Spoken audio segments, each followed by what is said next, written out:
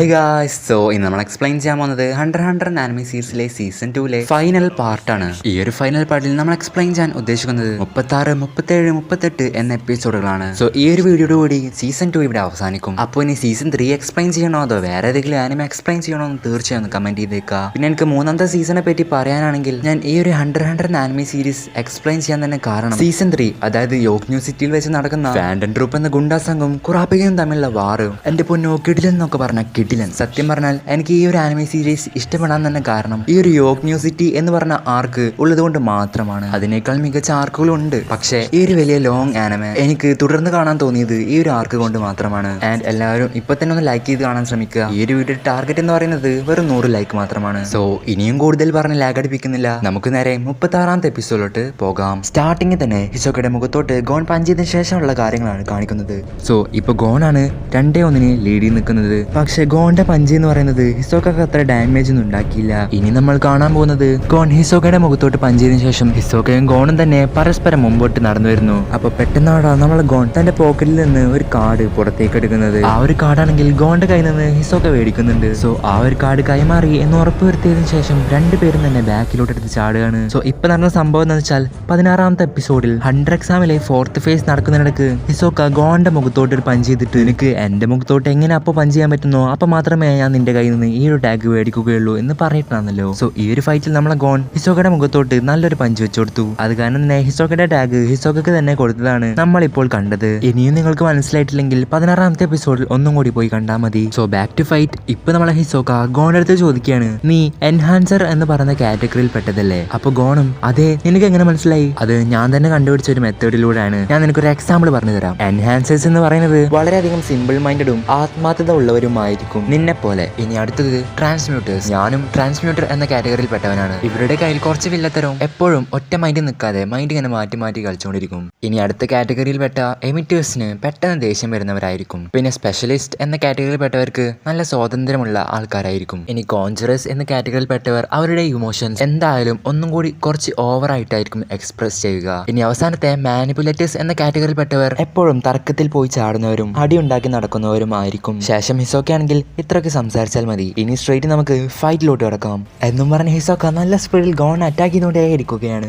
ആദ്യം ഒരു സൈഡിൽ നിന്ന് അറ്റാക്ക് ചെയ്തിട്ട് ഗോൺ എങ്ങോട്ടാണോ തെറിച്ചു പോയി വീഴുന്നത് അവിടെ പോയി വീണ്ടും അറ്റാക്ക് ചെയ്യും. സോ നമ്മളെ ഹിസോക്ക ആണെങ്കിൽ ഗോൺ ഒരു സ്പേസ് കൊടുക്കുന്നില്ല. അവനിപ്പോ ചാറപ്പാറ അറ്റാക്ക് ചെയ്തുകൊണ്ടിരിക്കുകയാണ്. പക്ഷെ നമ്മൾ ഗോൺ കുറെ അടികൾ ഏറ്റുവാങ്ങേണ്ടി വന്നിട്ടും അവന് പറ്റുന്ന പോലെയൊക്കെ അവൻ ആ അറ്റാക്കുകളിൽ നിന്ന് ഒഴിഞ്ഞു മാറാൻ ശ്രമിക്കുന്നു. പക്ഷെ ഹിസോക്ക വിട്ടുകൊടുക്കാനും തയ്യാറാവുന്നില്ല. അങ്ങനെ നമ്മളെ ഗോൺ അവസാനം സിഗ്സാഗ് പാറ്റേണിൽ ഓടിക്കൊണ്ടിരുന്നിട്ട് പക്ഷെ ഹിസോക്ക അവനേക്കാൾ സ്പീഡിൽ അവന്റെ പിന്നാലെ പോയിട്ട് അവന്റെ മുഖത്തോട്ടും ബാക്കിലോട്ടും എല്ലായിടത്തും അറ്റാക്ക് ചെയ്തിട്ട് നമ്മളെ ഗോൺ ഇപ്പോൾ ആകെ അവശനായി നിൽക്കുകയാണ്. ആ ഒരവസരത്തിലാണ് ഹിസോക്ക അവനോട് പറയുന്നത്, എന്ത് പറ്റി, എന്നെ അറ്റാക്ക് ചെയ്യൂ? പറ്റില്ല, ഞാനിപ്പോൾ ചിന്തിച്ചുകൊണ്ടിരിക്കുകയാണ് എന്ന് നമ്മളെ ഗോൺ അതിന് മറുപടി നൽകുന്നു. ഓ അങ്ങനെയാണല്ലേ, അങ്ങനെയാണെങ്കിൽ എന്നെ ബലം പ്രയോഗിച്ച് എന്റെ അടുത്തോട്ട് ഞാൻ കൊണ്ടുവരാം എന്നും പറഞ്ഞ് ഹിസോക്ക അവന്റെ കൈകൊണ്ട് എന്തോ ഒരു കാര്യം ചെയ്യുന്നു.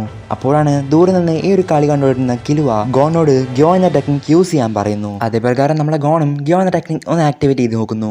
അപ്പോഴാണ് അവൻ കാണുന്നത് ഹിസോക്ക ഓൾറെഡി അവന്റെ ബഞ്ചികം എന്ന ടെക്നിക് അവിടെ യൂസ് ചെയ്ത് കഴിഞ്ഞു. സോ ഹിസോക്ക ആണെങ്കിൽ അവന്റെ ബഞ്ചികം എന്ന ടെക്നിക് യൂസ് ചെയ്തുകൊണ്ട് നമ്മളെ ഗോണിനെ അവന്റെ അടുത്തോട്ട് ബലം പ്രയോഗിച്ച് കൊണ്ടുവരുന്നത്. ഈ ഒരു ബഞ്ചികം എന്ന ടെക്നിക്കിന് റബ്ബറിന്റെയും ഗമ്മിന്റെയും പ്രോപ്പർട്ടീസ് ഉള്ളതിനാൽ അവൻ എന്തെങ്കിലും ഒരു ഒബ്ജക്റ്റിനെ അവന്റെ കൈ കൊണ്ട് തീട്ടി വലിക്കുകയാണെങ്കിൽ അവൻ വിചാരിച്ച സ്ഥലത്തോട്ട് അവന് കൊണ്ടുവരാൻ സാധിക്കും. സോ ഹിസോക്കയുടെ ആ ഒരു പവർ യൂസ് ചെയ്ത് ഹിസോക്ക വീണ്ടും ഗോണിനെ അറ്റാക്ക് ചെയ്യാണ്. എന്നിട്ട് നിനക്ക് ഇനി എന്റെ കയ്യിൽ നിന്ന് രക്ഷപ്പെടാൻ സാധിക്കില്ല എന്ന് ഹിസോക്ക പറയാണ്. സോ കുറെ പ്രാവശ്യം ഹിസോക്ക ഗോൺ അറ്റാക്ക് ചെയ്ത കാരണം തന്നെ ഹിസോക്കക്ക് ഇപ്പോ 6 പോയിന്റ് ആയിട്ടുണ്ട്. ശേഷം നമ്മൾ കാണുന്നത് കുറെ അടികൾ ഏറ്റവും അങ്ങോട്ട് വന്നിട്ടും നമ്മളെ ഗോൺ എങ്ങനെയൊക്കെ നീട്ടി നിൽക്കുന്നതാണ്. അപ്പോഴാണ് ഹിസോക്ക അവനോട് ചോദിക്കുന്നത്, ഞാൻ നിനക്കെതിരെ എപ്പോഴാണ് എന്റെ ബഞ്ചികം എന്ന ടെക്നിക് ആക്ടിവേറ്റ് ചെയ്തത്? സോ അതാണെങ്കിൽ നമ്മളെ ഗോണും കൃത്യമായിട്ട് അറിയില്ല.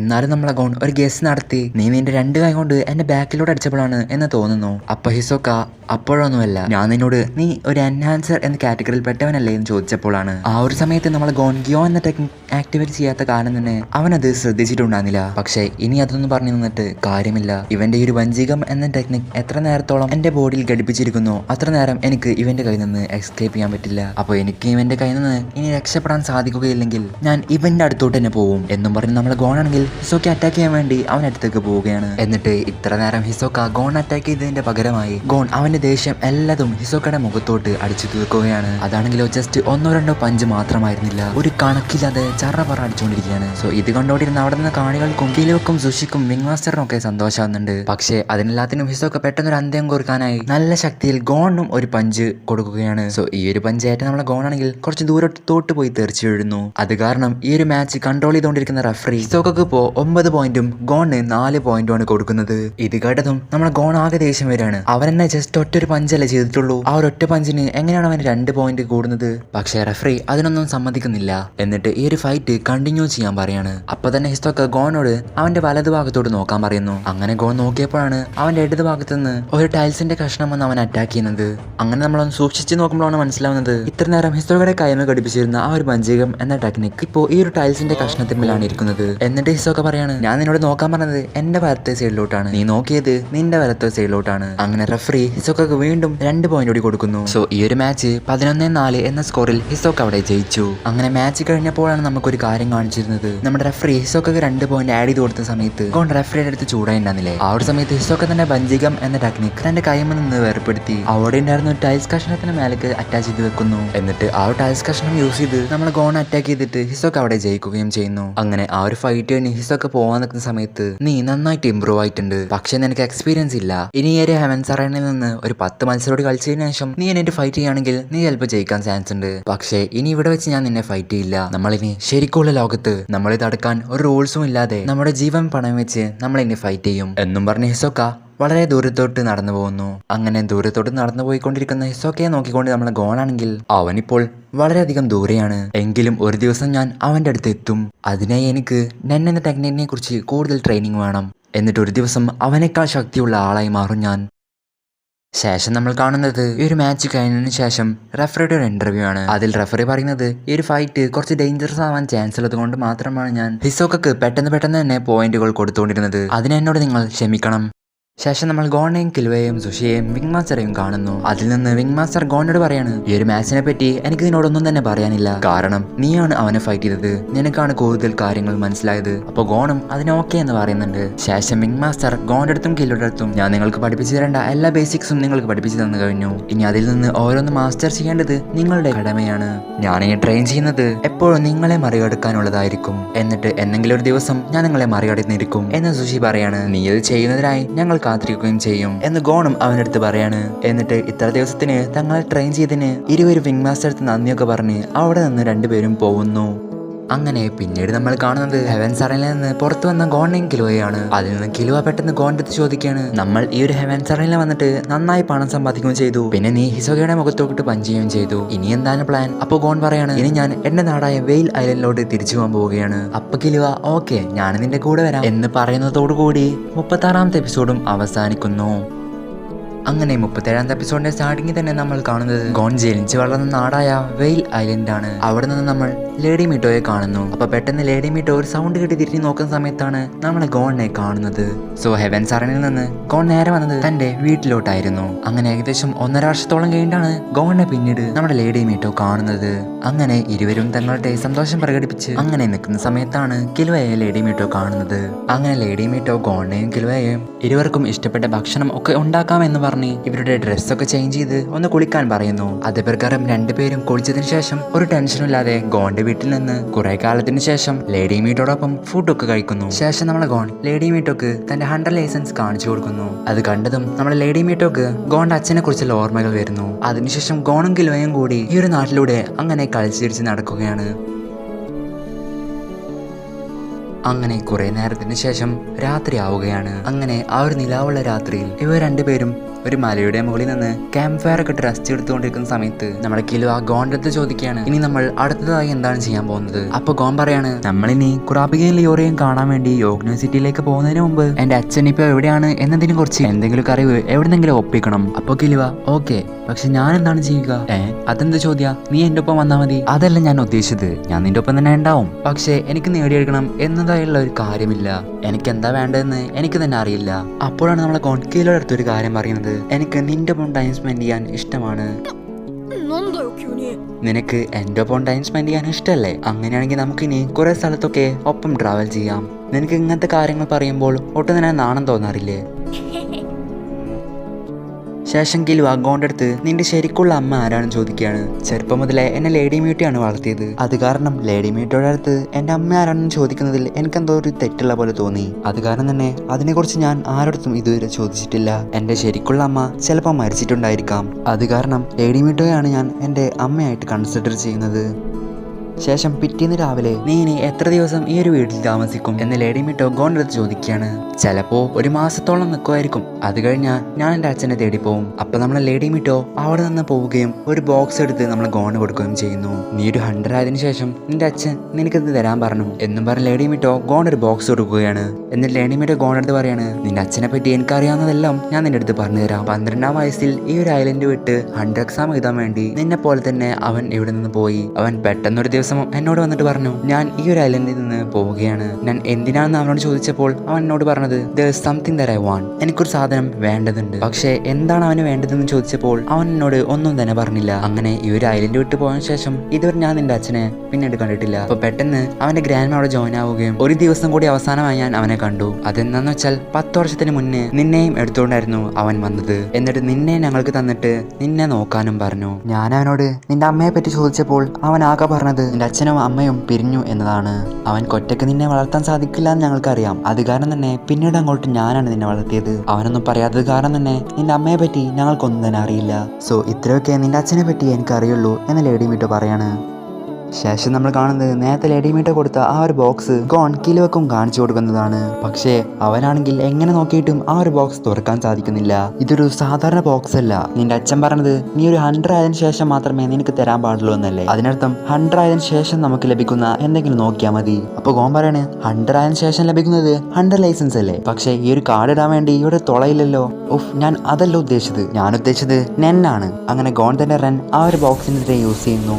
അപ്പോൾ ഒട്ടും വൈകാതെ തന്നെ ആ ഒരു ബോക്സിനകത്ത് നിന്ന് കുറെ പ്രകാശം വരികയും ആ ഒരു ബോക്സ് തുറക്കുകയും അതിനകത്ത് നിന്ന് വേറൊരു ബോക്സ് വരികയും ചെയ്യുന്നു. അപ്പോഴാണ് ഇവർ ആദ്യം തുറന്ന ആ ഒരു ബോക്സിന്റെ പാറ്റേൺ ശ്രദ്ധിക്കുന്നത്. സോ ഈ ഒരു pattern wing master Gon promise തെറ്റിക്കാതിരിക്കാൻ വേണ്ടി ഗോണിന്റെ കൈമ കെട്ടിക്കൊടുത്ത ആ ഒരു ത്രെഡിന്റെ മേലെയും ഈ പാറ്റേൺ ഉണ്ടായിരുന്നു. സോ ഈ ഒരു പാറ്റേണിന്റെ മേലെ ഞാൻ യൂസ് ചെയ്യുകയാണെങ്കിൽ അത് പൊട്ടും എന്ന് നമുക്ക് അപ്പോൾ മനസ്സിലാവുകയാണ്. ശേഷം നമ്മൾ ഗോൺ ആണെങ്കിൽ ഈ ഒരു ബോക്സ് തുറന്നപ്പോൾ വേറൊരു ബോക്സ് കിട്ടിയില്ലേ, ആ ഒരു ബോക്സിന് 100 ലൈസൻസ് ഇടാനുള്ള ഒരു തുളയുണ്ടായിരുന്നു. അപ്പൊ അതിലൂടെ 100 ലൈസൻസ് ഇട്ടോക്കിയപ്പോൾ അത് വർക്കാവുകയും ചെയ്തു. അങ്ങനെ ആ ഒരു ബോക്സ് തുറന്നതിന് ശേഷം അതിൽ നിന്ന് ഇവർക്ക് 3 കാര്യങ്ങളാണ് കിട്ടുന്നത്: ഒരു മോതിരവും, ഒരു റേഡിയോ കാസറ്റും, പിന്നെ അവസാനമായി ഒരു മെമ്മറി കാർഡും. സോ ആദ്യം ഇവർ ആ ഒരു കാസറ്റിൽ റെക്കോർഡ് ചെയ്യുന്നത് കേൾക്കാൻ തീരുമാനിക്കുന്നു. അതിനായി റേഡിയോ എടുത്തിട്ട് അതിലേക്ക് കാസറ്റ് ഇടുകയും ആ റെക്കോർഡിംഗ് ഓണാക്കി നോക്കുകയും ചെയ്യുന്നു. അതിൽ നിന്ന് ഗോണിന്റെ അച്ഛന്റെ വോയിസ് ആയിരുന്നു ഗോൺ കേട്ടത്. സോ ഫൈനലി നീ ഒരു 100 ആയി മാറിയല്ലേ, എന്തായാലും നിന്നോട് ചോദ്യം ചോദിക്കാനുണ്ട്, നിനക്ക് എന്നെ കാണണമെന്ന് ആഗ്രഹമുണ്ടോ? അതിനു മുമ്പ് ഹണ്ടേഴ്സ് എന്ന് പറയുന്നത് സെൽഫിഷ് ആയിട്ടുള്ള ജീവികളാണ്. അവർക്ക് വേണ്ടത് കിട്ടാൻ വേണ്ടി അവരെന്ത് വേണേലും സാക്രിഫൈസ് ചെയ്യും. അങ്ങനത്തെ ഒരു ഹണ്ടറാണ് ഞാനും. എന്തായാലും നിനക്കിനി എന്നെ കാണാൻ ആഗ്രഹം ഉണ്ടെങ്കിൽ തുറന്ന് കേൾക്കുക, ഇല്ലെങ്കിൽ ഇപ്പോൾ തന്നെ സ്റ്റോപ്പ് എന്ന ബട്ടൺ അമർത്തുക. അപ്പൊ നമ്മളെ ഗോണാണെങ്കിൽ സ്റ്റോപ്പ് എന്ന ബട്ടൺ അമർത്തുന്നില്ല. എന്നിട്ട് വീണ്ടും ഗോണിന്റെ അച്ഛൻ പറയാണ്, സോ നിനക്ക് അത്രക്ക് കാണാൻ ഇഷ്ടമാണെന്ന് എനിക്ക് മനസ്സിലായി, പക്ഷേ എനിക്ക് നിന്നെ കാണാൻ താല്പര്യമില്ല.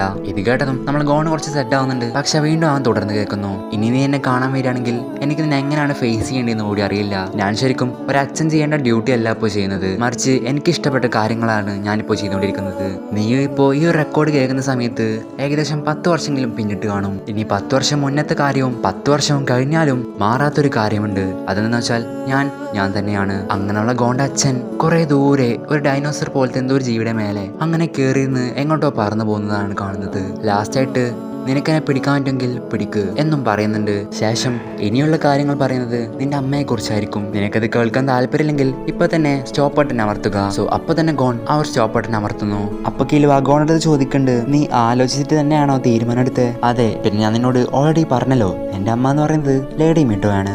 അങ്ങനെ ഈ ഒരു റെക്കോർഡ് ഓഫ് ആക്കിയതിനു ശേഷം പെട്ടെന്നാണ് ഈ ഒരു റേഡിയോ ഓട്ടോമാറ്റിക് ആയിട്ട് ഈ ഒരു റെക്കോർഡ് ക്യാൻസൽ ആക്കുന്നത്. അതെങ്ങനെയാണെന്ന് വെച്ചാൽ വർഷങ്ങൾക്ക് മുന്നേ ഗോണ്ട അച്ഛൻ ചെയ്തു വെച്ച ഒരു പണിയായിരുന്നു.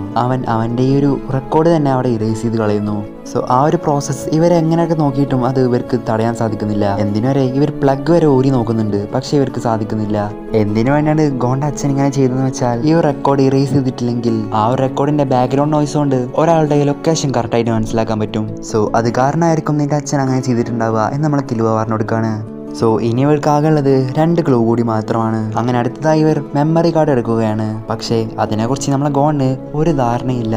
ജോയ് സ്റ്റേഷൻ എന്ന് പറയുന്ന ഒരു ഗെയിമിംഗ് കൺസോളിലേക്കാണ് ഈ ഒരു മെമ്മറി കാർഡ് ഇടാൻ സാധിക്കുക. അത് കാരണം തന്നെ നമ്മൾ കിലുവാണെങ്കിൽ ആ ഒരു ജോയ് സ്റ്റേഷൻ മേടിക്കാനായി അവിടെ നിന്ന് പോകുന്നു. എന്നിട്ട് അവൻ ഒട്ടും വൈകാതെ തന്നെ ആ ഒരു ജോയ് സ്റ്റേഷൻ മേടിച്ച് വരികയും ചെയ്യുന്നു. ഈ ഒരു മെമ്മറി കാർഡ് എന്ന് പറയുന്നത് ഒരു ഗെയിമിന്റെ മെമ്മറി ഡാറ്റയാണ്. പക്ഷെ അതിൻ്റെ അകത്ത് ഒരു ഗെയിം ഇല്ലാതെ അതിന് ഇൻസേർട്ട് ചെയ്താൽ ഏതൊക്കെ ഗെയിമാണ് ഈ ഒരു മെമ്മറി യൂസ് ചെയ്ത് ക്രിയേറ്റ് ചെയ്തിട്ടുള്ളത് എന്ന് നമുക്ക് കാണാം. അങ്ങനെ ഇവർ നോക്കുന്ന സമയത്ത് ഇവർക്ക് ഗ്രേഡ് ഐലൻഡ് എന്ന പേരുള്ള ഒരു ഗെയിം മാത്രമേ അതിൽ കാണാൻ സാധിക്കുന്നുള്ളൂ. അതിനുശേഷം ഇവരാണെങ്കിൽ വേറൊരു മെമ്മറി കാർഡ് യൂസ് ചെയ്തിട്ട് ഈ ഒരു ഗ്രേഡ് ഐലൻഡിന്റെ കോപ്പി കുറച്ച് നേരം എടുത്തിട്ടാണെങ്കിലും ആ ഒരു കോപ്പി അവർ എടുക്കുന്നു. അങ്ങനെ ഇവർ ഈ ഒരു ഗെയിമിനെ പറ്റി ഓൺലൈനിൽ സെർച്ച് ചെയ്ത് നോക്കുകയാണ്. അപ്പോഴാണ് ഹണ്ടിങ് ഗെയിംസ് ഫോർ ഹണ്ടേഴ്സ് എന്നൊരു ടൈറ്റിലൂട്ടിട്ട് ഒരു ഗെയിം ഇവർ കാണുന്നത്. പക്ഷേ ഇവർ അത് മേടിക്കാൻ വേണ്ടി പ്രൈസ് ടാഗ് നോക്കിയപ്പോഴാണ് ഒരു കാര്യം കണ്ട് ഞെട്ടുന്നത്.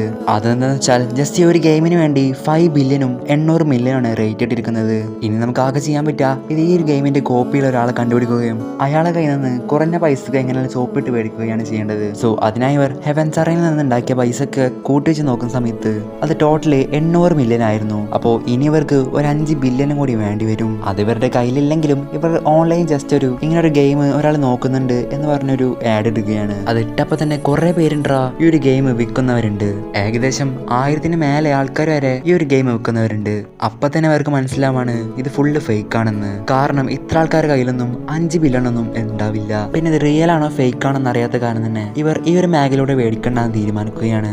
അപ്പോഴാണ് കിലുവക്ക് ഒരാളെ ഓർമ്മ വരുന്നത്. താൻ എപ്പോഴും കളിയാക്കിക്കൊണ്ടിരിക്കുന്ന തന്റെ ബ്രദർ ആയില്ല മിലുക്കി ആയിരുന്നു. സോ അവന്റെ കയ്യിൽ ഗ്രീഡ് ഐലൻഡ് എന്ന ഗെയിമിന്റെ കോപ്പി ഉണ്ടാവുമെന്ന് വിചാരിച്ച് നമ്മുടെ കിലുവ അവനൊന്ന് കോൾ ചെയ്ത് നോക്കാണ്. സോ മിലുക്കിക്ക് ഈ ഒരു കോൾ കണ്ടപ്പോ പണ്ടത്തെ കാര്യങ്ങളൊക്കെ ഓർമ്മന്ന് ആകെ ദേഷ്യം വരികയാണ്. പക്ഷെ കിലുവ ഞാൻ അതിനൊന്നും വിളിച്ചതല്ല, നിന്റെ ഗ്രീഡ് ഐലൻഡ് എന്ന് പറയുന്ന ഗെയിമിന്റെ കോപ്പി ഉണ്ടാന്ന് ചോദിക്കുകയാണ്. അപ്പൊ മിലുക്ക് പറയാണ് എനിക്ക് വേണമെന്നുണ്ടായിരുന്നു, പക്ഷെ ചെറുപ്പത്തിൽ തന്നെ അതിന്റെ റിയൽ വലിയൊരു തുകക്ക് അവിടെ വിറ്റുപോയി. എനിക്ക് എന്നിട്ട് എവിടെയും കിട്ടാണ്ട് ഞാൻ അവസാനം ഗിവപ്പ് ചെയ്തു. അപ്പൊ കിലുവ അവനൊന്നും ചൊറിയാൻ വേണ്ടിയിട്ട് നിനക്ക് കിട്ടാത്ത കാരണം തന്നെ നീ ഗിവപ്പ് ചെയ്തെന്നോ?